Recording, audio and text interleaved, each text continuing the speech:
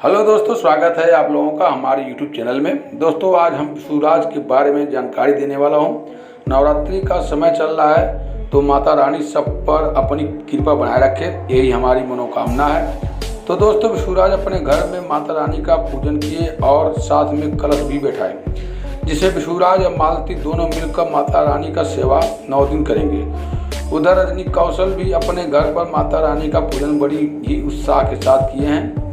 माता रानी इन सबको खुशियों से झोली भर दें। तो दोस्तों इस नवरात्रि में माता रानी का सेवा करके आप लोग अपने जीवन को धन्य बना सकते हैं। इस समय विष्णुराज, मालती चौहान और रजनी कौशल सब लोग माता की सेवा में हमेशा तैयार रहते हैं। माता रानी का ही आशीर्वाद है जो बिगड़े हुए काम आसानी से बन जाते हैं। रजनी कौशल ने माता के एक गाने का रिकॉर्डिंग भी किए हैं। उधर विष्णुराज, मालती ने भी माता का एक गाने का रिकॉर्डिंग किए हैं। तो दोस्तों ये दोनों कलाकार को माता रानी हमेशा खुश रखें। प्रेम से बोलो जय माता दी। तो दोस्तों जय माता दी लिखना ना भूलें। वीडियो कैसी लगी कमेंट में जरूर बताएं और चैनल को सब्सक्राइब जरूर करें। धन्यवाद।